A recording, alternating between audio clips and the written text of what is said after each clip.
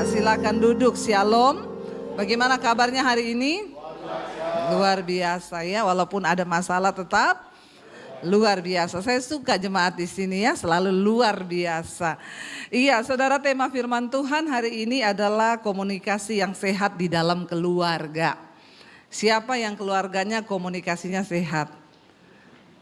Nggak ada. Berarti rusak semua ini. Ya. Kita mau ya rumah tangga kita tuh komunikasinya sehat. Kenapa saudara? Karena komunikasi itu kalau dalam tubuh itu seperti otak. Ya, otak itu yang memerintahkan semua dalam tubuh kita ini berjalan dengan normal. Saya kemarin kehilangan sepupu saya, ya dia minggu yang lalu mau pelayanan, tiba-tiba dia rasa pusing, lalu dia pingsan, dia di depan gereja, dia mau pelayanan.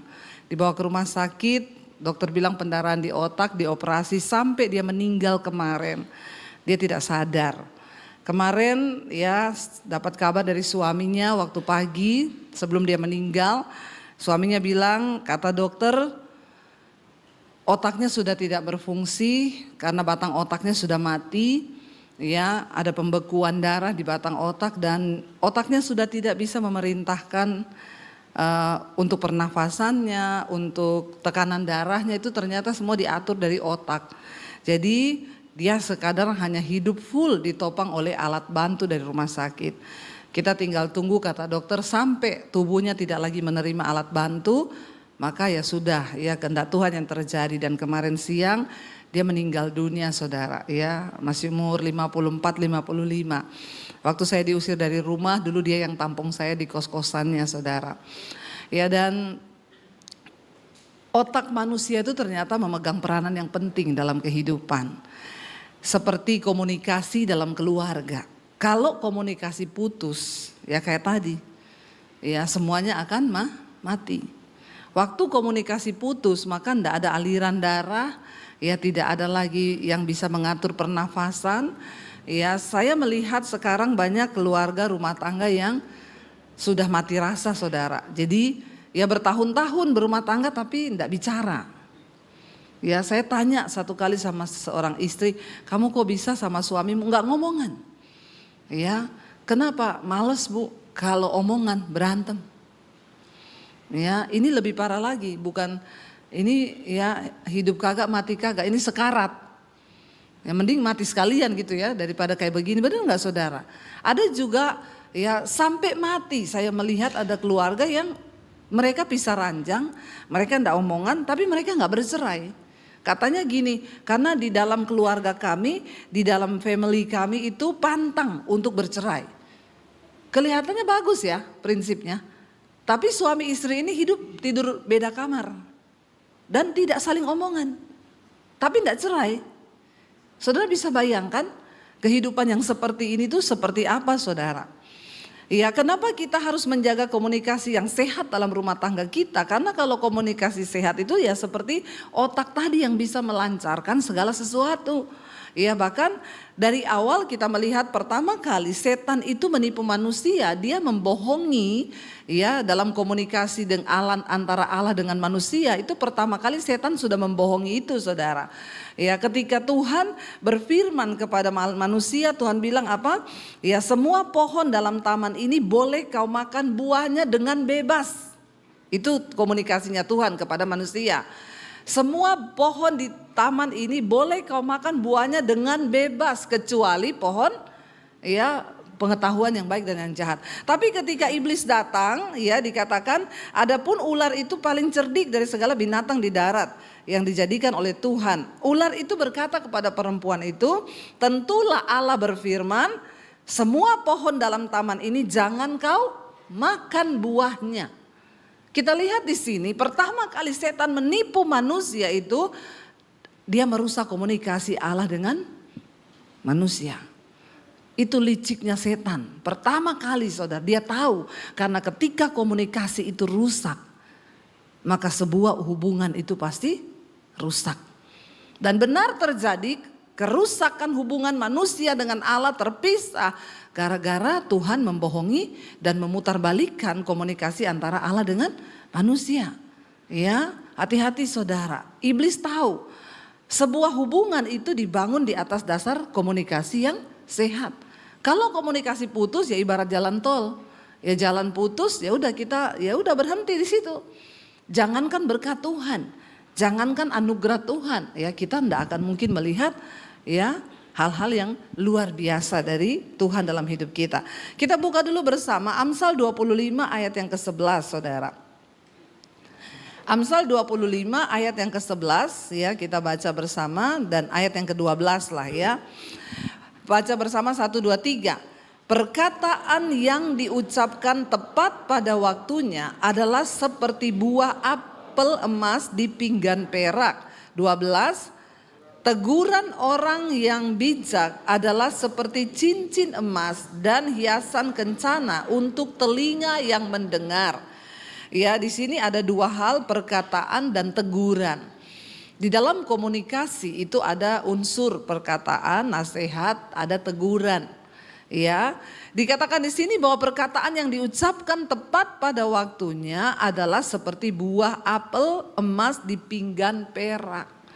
Kenapa seringkali terjadi pertikaian dalam sebuah keluarga? Ya karena ada perkataan yang tidak tepat pada waktunya diucapkan.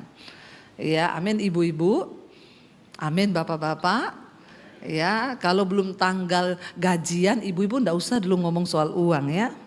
Karena itu tidak tepat waktu. Ya, bisa menyulut emosi ya. Jadi kita ini harus bisa membaca situasi. Kalau suami lagi sakit kepala, ya jangan ngomong hal-hal yang bikin runyam ya.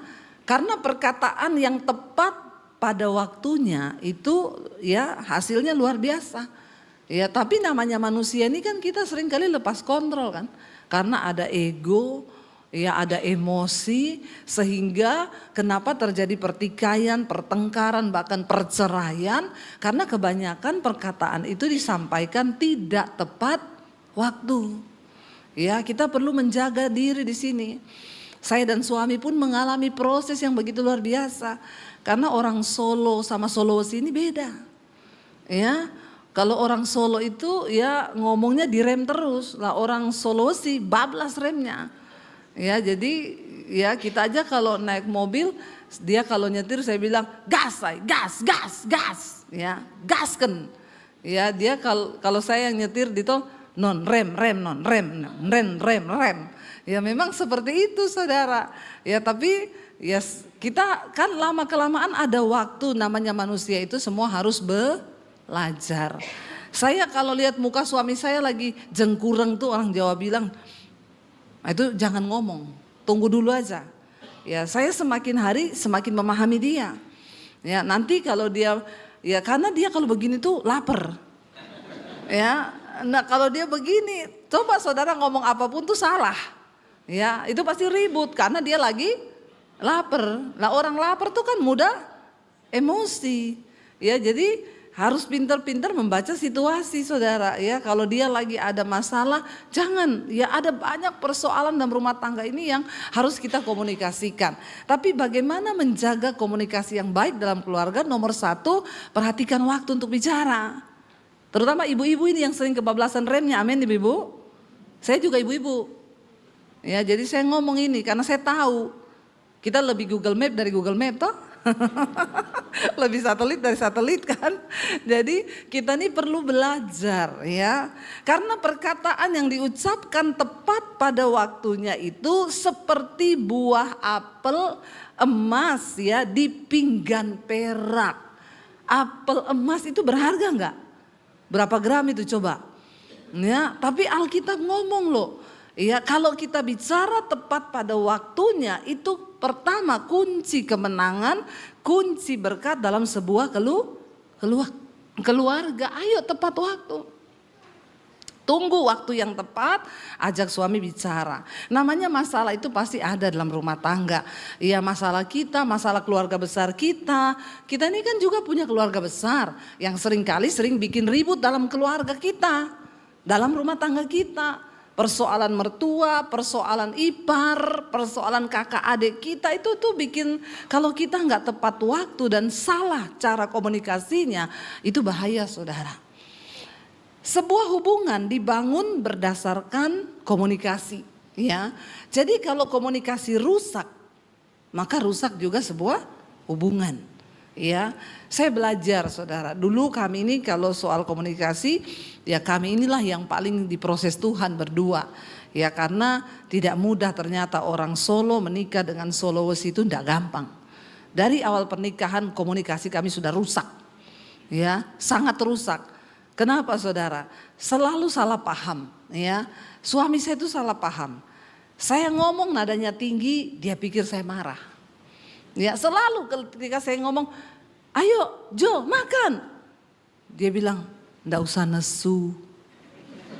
Lah saya ini padahal niatnya tuh baik ngajak dia makan. Tapi nadanya tinggi. Nada orang Sulawesi. Ya, ayo mangan. Ya dia tuh lihat saya, mbok ojo nesu toh. Saya bilang, aku ini ndak nesu loh. Lah itu nadamu nesu. Ora. Malah jadi nesu. Karena ya komunikasi kami ini dari awal itu aduh saya tuh stres dengan urusan komunikasi antara kita berdua. Sampai saya selalu dibilang, mbok belajar ngomong itu yang enak. Saya bilang gimana belajar ngomong yang enak gimana? Nek ngomong itu nada belakangnya turun. Ya, tak ajari. Saya bilang orang Sulawesi kalau ngomong nada belakangnya. Coba saudara bayangkan jadi saya. Apa enggak stres? Ya saya dari kecil kalau ngomong nada belakangnya naik. Nikah sama suami orang Solo disuruh belajar nada belakangnya. Susah enggak? Auzubillahi minasyaitonirrahmanirrahim. Susah saudara. Jadi saya tuh kadang harus mengingat-ingat kalau ngomong sama dia.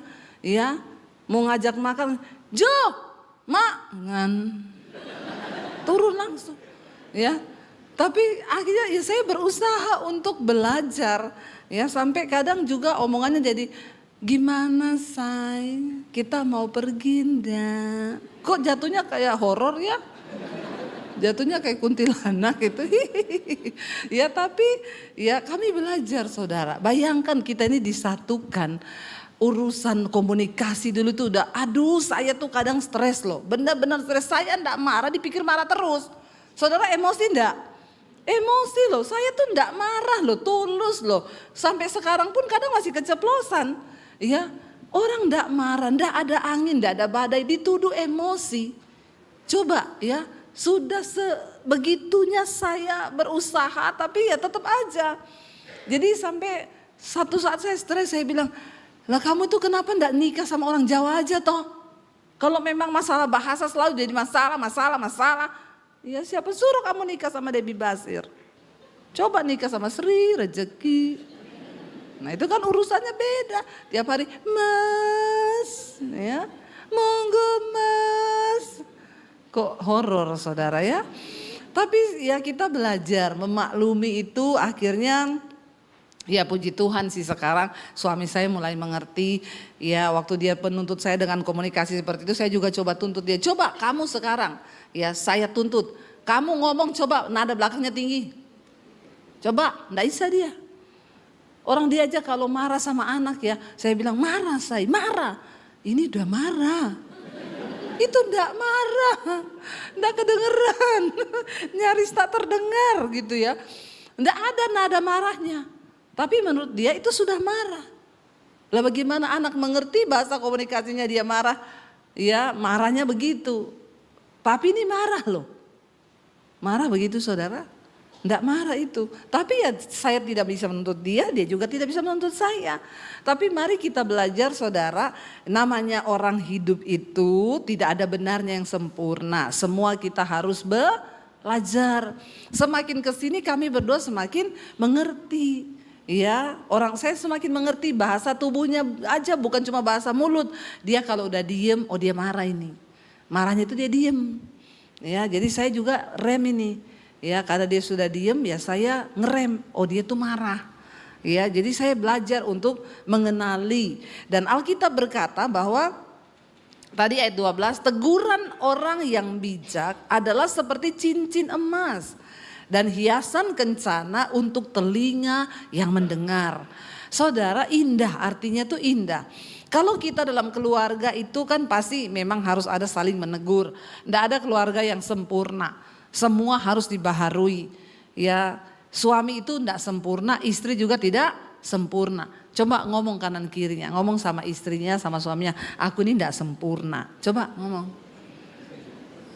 Ini perintah loh. Ini perintah, bukan himbauan. Ini perintah, ngomong suami istri. Jangan ngomong sama istri orang. Ngomong sama istrimu sendiri. Aku ini belum sempurna. Suaminya juga ngomong, aku ini belum sempurna. Ya, jadi kita perlu ditegur. Amin, bapak-bapak. Nah, karena bapak-bapak itu kadang harga dirinya agak tinggi, tidak bisa ditegur. Pokoknya semua benar sendiri, maunya menang sendiri, selalu menganggap istri itu tidak ada apa-apanya. Ya, ada suami yang ngomong ke istrinya, pokoknya kamu ndak usah ikut-ikut urusan bisnisku. Kamu tuh ngertinya di dapur. Jangan salah suami, istri itu juga punya kepekaan dari Tuhan. Ajaklah istrimu berunding. Saya melihat suami-suami yang melibatkan istri, yang ngajak istri terlibat dan mau menerima masukan dari istri, itu suami-suami yang sukses. Bapak-bapak ini gak ada yang amin loh. Malah menatap saya dengan wajah yang aneh begitu. Bertobat kau ya. Ya, bilang amin dong. Ya, karena ketika kita ini disatukan Tuhan, percayalah saudara. Dalam pernikahan itu, saya tuh kemarin bimbingan pranikah. Ada orang yang minta bimbingan pranikah saudara. Lalu saya tanya sama kedua ini. Pertanyaan pertama yang harus ditanyakan kepada orang mau menikah. Apa tujuanmu menikah? Dan rata-rata orang yang mau menikah tidak tahu kenapa dia mau menikah. Lah kemarin saya tanya, kenapa kamu mau nikah? Kaget dia. Hah?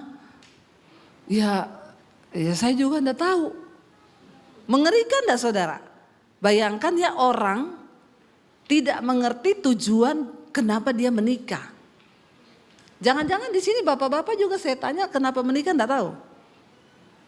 Ngeri ya. Dari sini saya tahu dan saya belajar betapa pentingnya bimbingan pranikah itu dalam gereja. Pertanyaan pertama. Ya, kenapa kamu mau menikah? Enggak tahu. Saya bilang kamu bayangkan ya, kamu mau pergi ke satu tempat, tapi kamu enggak tahu tujuannya. Kamu ngapain? Ya muter-muter toh. Masa mau pergi enggak ada tujuan? Mau buka map itu mau kemana kita? Enggak tahu. Lah seketika masuk dalam pernikahan, mau dibawa kemana? Ada lagunya, mau dibawa kemana hubungan kita, ya enggak? Ya, mau dibawa kemana? Sedangkan tujuan aja tidak tahu. Ya, kenapa Tuhan itu mau kita itu menikah? Ya karena Alkitab bilang nggak baik kalau kita ini seorang diri. Ya, pria-pria nggak baik. Makanya diberi seorang penolong. Kau harus tahu bahwa istri itu diberi kepadamu itu sebagai seorang penolong. Jadi libatkan istri agar bisa menolong. Istri-istri juga harus punya hubungan yang dekat dengan Tuhan supaya kau bisa menjadi penolong bukan perong. Amin. Ya, kalau hubunganmu dengan Tuhan jauh, ya tidak ada kepekaan. Tapi seorang istri yang dekat dengan Tuhan, ya dia punya kepekaan untuk bisa menunjukkan juga jalan kepada suaminya. Sebab kadang suami itu pengennya terburu-buru, pengennya cepat, tapi kan tidak semua keputusannya itu benar. Ya, libatkan istri, berkomunikasilah dengan baik. Saya melihat orang-orang laki-laki yang melibatkan istri itu berkatnya itu luar biasa dari Tuhan. Amin bapak-bapak. Ya, coba lihat istrinya bilang, sayang ya, aku mau kamu terlibat ya dalam setiap keputusan di hidupku. Nah gitu dong ya. Ada yang bisik gini, nggak usah ikut-ikut kau. Piye toh, saya suruh bisik ya, bilang supaya terlibat, jangan ikut-ikut kau, bertobat. Nah saudara, kita buka bersama yuk, kita lihat. Kita buka bersama di dalam Roma, Yakobus dulu. Saya pengen kita baca Yakobus ya. Salah satu juga teknik agar komunikasi dalam keluarga kita itu baik, buka Yakobus pasal yang pertama ayat 19. ya dan ayat 20. Yakobus 1 ayat 19 dan ayat 20 kita lihat. Salah satu kunci dalam kita membangun komunikasi yang baik itu ya, baca bersama-sama di sini ya dengan suara yang keras supaya kita semua memahami dan melakukan ini, karena ini kelihatannya ayat yang simple tetapi sangat susah. Yuk kita baca bersama. Firman Tuhan ini berkata, hai saudara-saudara yang kukasihi, ingatlah hal ini. Setiap orang hendaklah cepat untuk mendengar, tetapi lambat untuk berkata-kata dan juga lambat untuk marah. Ya, kenapa ayat yang berikutnya? Sebab amarah manusia tidak mengerjakan kebenaran di hadapan Allah. Kembali ke ayat yang tadi ya 19. Hai saudara-saudara yang kukasihi, ingatlah hal ini. Setiap orang hendaklah cepat untuk mendengar, tetapi lambat untuk berkata-kata. Pada prakteknya yang kita lakukan cepat apa? Lambat berarti kita semua harus bilang kanan kiri, bertobat. Ya, bertobat. Karena Alkitab suruh kita ini lambat untuk berkata-kata, cepat untuk mendengar. Tapi dalam hidup selalu kita cepat untuk, lambat untuk, bahkan kadang dengerin dulu penjelasanku, nggak usah ngomong, aku nggak mau denger. Itu kan yang terjadi. Dosa nggak kita? Dosa. Kadang istri mau ngomong, aku kasih kesempatan, nggak usah ngomong. Ya, suami juga kadang ngomong sama istri, aku mau ngomong ini loh, nggak usah, nggak perlu ngomong.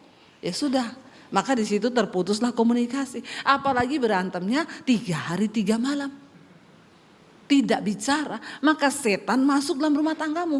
Kau marah, hatimu panas. Alkitab bilang waktu kita marah, ayat tadi bilang apa? Sebab amarah manusia itu mengerjakan sesuatu yang tidak berkenan di hadapan Tuhan. Waktu kita marah, perkenanan Tuhan itu tidak ada di dalam hidup kita.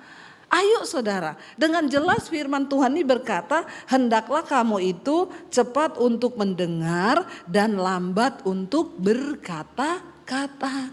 Coba ya kalau semua orang dalam rumah tangga itu, aku mau ngomong, iya ngomong dulu sayang, tak denger. Ya istrinya ngomong, sampai istrinya berhenti, dia tanya, sudah? Iya sudah, terus? Dah, kamu dengar? Nggak, aku budek. Jangan saudara ya. Ternyata istri yang ngomong, ya dia diam terus. Kenapa? Budek. Nah ini. Ayo kita beri kesempatan. Kalau kita semua coba bayangkan kalau udah mau ribut nih ya, terus tiba-tiba kamu dulu ngomong. Nggak, kamu dulu. Nggak, kamu. Jadi marah nggak? Nggak jadi. Ya. Tapi kita ini dalam prakteknya selalu cepat untuk berkata-kata. Memang makanya mulut ini perlu direm. Hati-hati loh saudara. Ada pepatah yang berkata karena mulut badan binasa. Banyak orang akhirnya mati, ya bahkan terbunuh juga gara-gara perkataan mulut. Apa yang kau ucapkan itu yang akan terjadi. Makanya berhati-hati dengan mulut, beri waktu untuk mendengar. Ya, lebih baik cepat untuk mendengar, lambat untuk berkata-kata dan juga lambat untuk marah. Ini memang teknik komunikasi yang sangat luar biasa.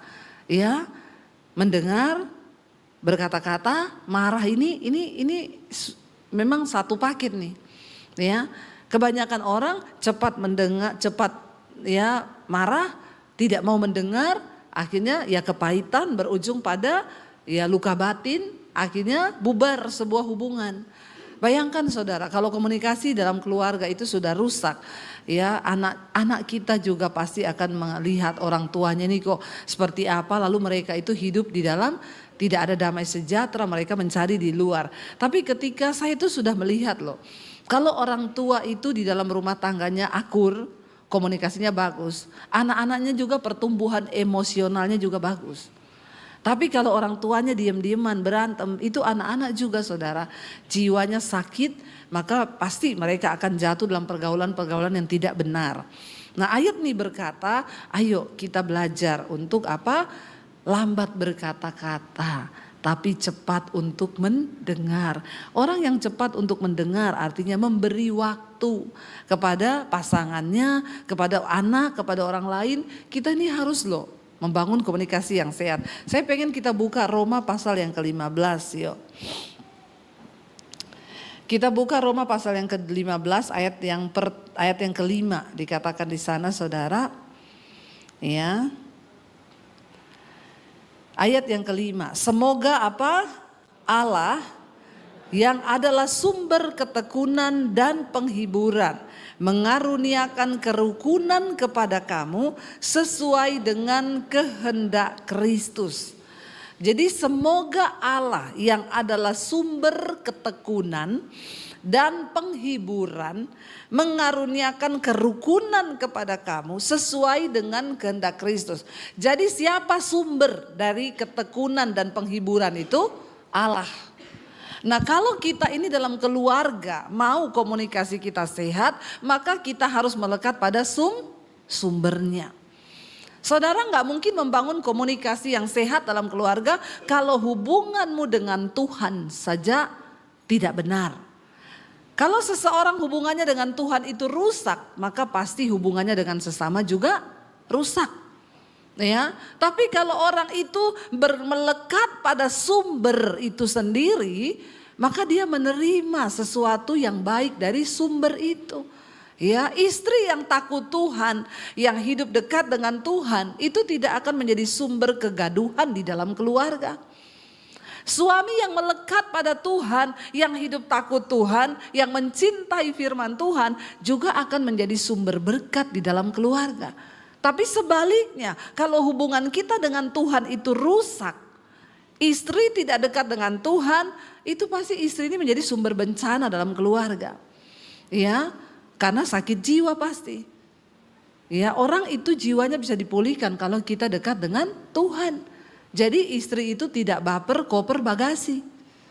Iya kan? Ya, apa itu baper?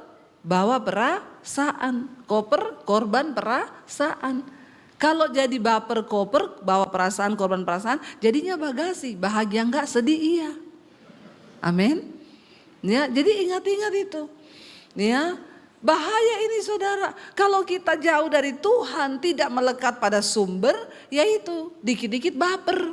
Suami ngomongnya A, kita nangkapnya Z. Ya, karena memang kita lagi sakit jiwa. Karena tidak melekat kepada Tuhan, apa-apa dikit baper. Dulu saya begitu tuh. Ya, suami ngomongnya siapa, saya nangkapnya siapa. Saya bisa tersinggung sama ipar, saya berantem sama suami. Padahal saya marahnya sama ipar saya, ya, dan belum tentu memang seperti itu. Padahal karena sayanya sendiri yang, yaitu tadi baper, jadi koper, korban perasaan. Terus-terusan merasa aku nih korban. Orang itu kalau sudah mentalnya korban, bahaya loh saudara. Ya, bayangkan istri-istri yang seperti ini membangun keluarga, maka anak-anakmu juga seperti itu. Sekarang kan banyak tuh anak-anak yang merasa dia menjadi korban, apalagi Gen Z sekarang ini, saya suka bilang nih Gen Z. Ya, supaya mereka tuh punya power, tenaga. Ya, Gen Z sekarang ini paling riskan saudara, karena merasa terus-terusan korban. Nggak tahu apa yang salah. Gen Z sekarang ini, generasi sekarang dibesarkan dengan media sosial. Ya, tidak dengan firman. Jadi imannya ya gampang melempem. Banyak yang menjadi korban. Apalagi lihat papa mamanya nggak akur, ya sudahlah, ya dia curhat. Anak saya itu loh, dikit-dikit ngomong sama saya, tuh loh mam, temenku jam 1 malam nelpon mau curhat, katanya besok mau cari psikiater. Saya bilang sakit jiwa apa lagi temenmu itu? Nggak tahu, ya. Tapi memang sih orang tuanya nggak akur, ya. Jadi anak saya jadi tempat pelampiasan. Dengerin dong curhatku sebelum saya ke psikiater besok. Ya, kata psikiater saya ini sakit jiwa sudah stadium akhir. Ya, cuma yang anehnya saya bilang sama anak saya, kamu suruh mereka tuh ke Tuhan. Anak saya bilang, kamu tuh ke Tuhan. Aku juga kadang-kadang sumpek, tapi aku dengar lagu rohani, udah nangis, udah selesai. Ya, jawabannya apa tahu nggak teman-temannya? Kayaknya Tuhan nggak bisa tolong deh kalau yang satu ini. Saya bilang kalau dia bilang itu ngomong aja ke setan sana. Siapa tahu setan bisa tolong kau. Ngeri nggak saudara? Udah stres disuruh datang ke Tuhan, ngomongnya Tuhan nggak bisa nolong. Lah kalau Tuhan nggak bisa nolong, ikut siapa coba? Iya, bertobat loh. Ini keadaan zaman sekarang anak-anak muda ini. Ya saya bilang sama anak saya, ya udahlah kamu menjadi berkat lah buat teman-teman. Banyak sekali saudara yang curhat katanya sudah ke psikiater nih anak-anak muda ini. Saya bilang astaga baru umur segitu, belum berumah tangga ini belum. Ya belum berumah tangga, sudah jadi langganan psikiater. Dan ngomong Tuhan gak bisa tolong. Dan mereka ini anak-anak orang Kristen yang setiap hari Minggu tuh ke gereja. Tiap ada konser rohani nonton. Di gereja juga kalau nyanyi lompat-lompat. Oke saya bilang hati-hati saudara. Kita gereja jangan kehilangan kuasa. Ya bukan hanya sekedar lompat-lompat. Tapi orang harus ketemu Tuhan. Kenapa? Karena dikatakan Allah adalah sumber. Sumber ketekunan, sumber penghiburan, ya sumber kerukunan, sumber damai sejahtera. Kalau semua anggota keluarga mendekatkan diri kepada Tuhan, maka rumah tangga itu menjadi luar biasa. Ya, tidak gampang kecewa, tidak gampang tersinggung, tidak gampang terluka. Bapak-bapak, ya saya mau bilang nih sama bapak-bapak sebagai imam dalam keluarga. Keluargamu itu dibawa kepada Tuhan itu tergantung dari bapak-bapak lo di sini. Karena Alkitab berkata setelah Kristus itu ada suami sebagai kepala keluarga. Ya, dan saya temukan banyak dalam keluarga Kristen justru yang hubungannya dengan Tuhan rusak itu adalah bapak. Tapi di sini tidak, semuanya bapak-bapaknya luar biasa. Insya Allah. Ya, semoga. Mengerikan. Kenapa banyak keluarga dan rumah tangga Kristen hancur? Karena fungsi Alkitabiah di dalamnya itu hilang. Alkitab berkata setelah Kristus ada suami sebagai kepala keluarga. Suami itu harus membawa keluarga ini dekat kepada Tuhan. Yang ada kalau suami diajak doa, doa yuk. Kamu aja yang doa, nanti doakan saya ya, titip. Nih banyak bapak-bapak begitu. Ya kayak kemarin kesaksian di mesbah doa. Tiap kali istrinya ajak mesbah doa, ayo Pak mesbah doa. Kamu aja enggak usah ngajak-ngajak, aku mau nongkrong sama teman-temannya. Pergi tinggalin istrinya mesbah doa sendiri. Tiap hari diajak, Pak dengerin khotbah nih bareng yuk di YouTube bagus khotbahnya. Enggak, kamu aja pergi dia. Satu saat Tuhan mendengar doa istrinya, bapak ini kena asam lambung. Karena kena asam lambung enggak bisa pergi. Asam lambung itu siksa saudara. Ada di sini yang pernah kena asam lambung? Ya, enggak ada? Semoga tidak ada, jangan ada. Yang namanya asam lambung itu kalau kena kayak mau mati. Saya pernah sekali gara-gara pelayanan capek perut kosong makan duren Makassar. Waduh itu gasnya saudara. Itu saya asam lambung saya naik. Di situ saya baru pertama kali rasa aduh kayak asam lambung tuh kayak gini tuh. Mau mati saya bener. Nggak bisa berdiri, nggak bisa duduk, nggak bisa tidur. Jadi di kamar hotel saya nyandar di meja begini. Tuhan tolong Tuhan Yesus Tuhan. Ternyata nggak bisa gerak. Itu asam lambung kalau naik, itu saya baru rasa sekali itu. Nah itu gitu suaminya kena asam lambung. Diajak istrinya, ayo Pak mesbah doa, sudah asam lambung. Nggak mungkin nih, kau saja mau nongkrong, kagak kan? Ayo Pak asam lambung, ayo Pak asam lambung. Ayo Pak mesbah doa, puter, mau denger mesbah doa. Karena sudah kena asam lambung. Enggak sembuh-sembuh periksa ke dokter. Dikasih dokter obat saudara. 1 kresek. Diminumin enggak sembuh juga. Akhirnya mulai ngomong ke istrinya. Aku mau cari Tuhan. Ternyata minum obat juga enggak sembuh. Makanya cari Tuhan. Satu saat pas dia cerita dengerin khotbah saya di YouTube. Dia ambil semua obatnya dia buang. Dalam nama Tuhan Yesus. Aku sembuh dekat sama Tuhan. Tiap hari mulai dengar khotbah, mesbah doa, sembuh tanpa obat sampai hari ini tidak pernah kumat dan sekarang setiap hari mau dengar firman Tuhan. Jangan tunggu bapak-bapak kena asam lambung dulu. Jangan tunggu terbaring sakit dulu. Karena sebuah keluarga rumah tangga itu dipulihkan waktu kita ini kembali kepada Tuhan. Sebab dengan jelas ayat firman Tuhan tadi berkata, ya biarlah dikatakan tadi apa? Allah yang adalah sumber ketekunan, sumber penghiburan itu mengaruniakan kerukunan kepada kamu sesuai dengan apa dikatakan ya kehendak Kristus Yesus. Dikatakan di sana, ayo saudara, kita mau sungguh-sungguh untuk ya menjadi orang-orang yang dipakai Tuhan, untuk sungguh-sungguh menjadi orang-orang yang mau dibentuk oleh Tuhan. Coba kita lihat, kita kembali di Roma 15 tadi, ayat yang pertama sampai dengan ayat yang keempat, saudara. Di sini juga ada satu tips yang saudara perlu catat. Ini ayat dicatat, saudara pulang baca lagi di rumah ya. Ini salah satu tip kita di dalam rumah tangga membangun ya rumah tangga yang sehat, komunikasi yang baik. Kita yang kuat apa? Wajib menanggung kelemahan orang yang tidak kuat. Dan jangan kita mencari kesenangan kita sendiri. Ayat 2, setiap orang di antara kita harus mencari apa? Kesenangan sesama kita demi kebaikannya untuk apa? Untuk membangunnya ya.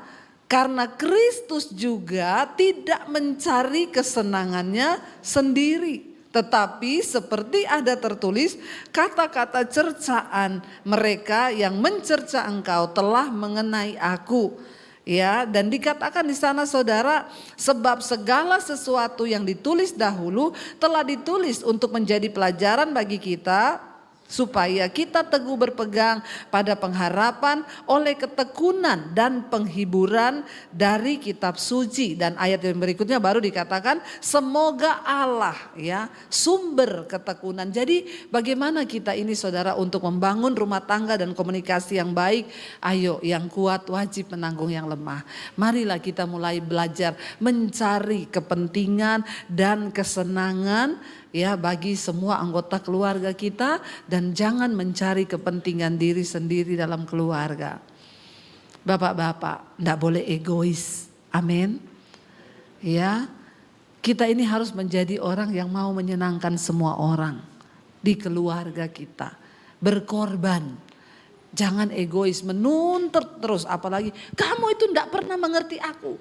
Ya aku ini loh, gini. Lalu suaminya juga, istrinya juga ngomong, saudara kita kacau.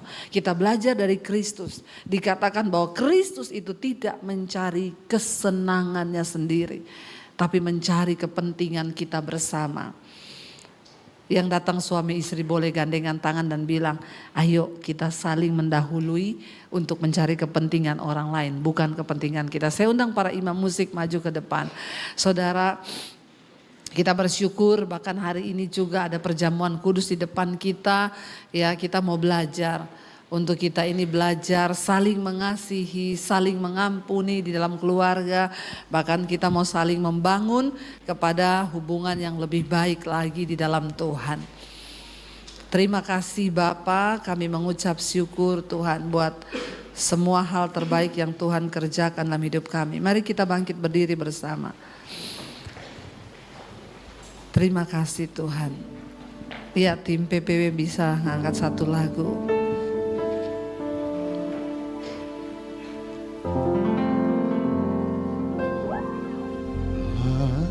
Layak dipuji disembah, Kaulah yang bertanda dulu sekarang dan selamanya. Raja atas segala raja, namamu besar